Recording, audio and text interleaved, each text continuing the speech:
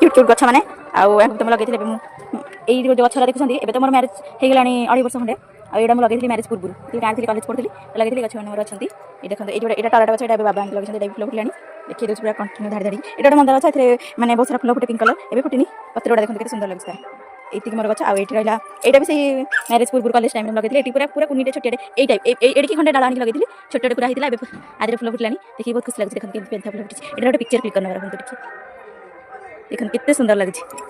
जहाँ बहुत खुशी लगे लगे यहाँ अच्छी माने गछ सब मोर आईटा तो सो गछ एपटे आम बेस जगह नहीं स्पेस कम कि भेंडी गछ ये साग लगे बहुत आते चलन देखिए एपटे ही मुझे सब गछ लगे ये बड़ टगर गछ होगा बहुत बड़ कि आर टगर फुलटा ना पूरा मैंने मोटा मोटा ये टाइप ये गोटे मल्ली गछ लगे ये रही मोर सब गछ एटा भी लगे गोटे येलो कलर मैंने कनियर फुल भाई माड़ी येलो कलर हम आईटा हूँ मल्ली गछ मोर ये भी लगे कलेज टाइम ये बहुत सारा फुल मंदार गछ बहुत सारा गछ कुन गछ मोर देखिए मतलब भारी खुशी लगे गछ मैंने स्पेस अच्छे देखते कुन गछ आईटा मोर गछ छात पर भी अच्छी छात पर देखें यहाँ सब मोर फेवरेट गछ लगे बंचीगला फुल भी फुटी यहाँ जो देखते यहाँ गोटे घास टाइप गछटे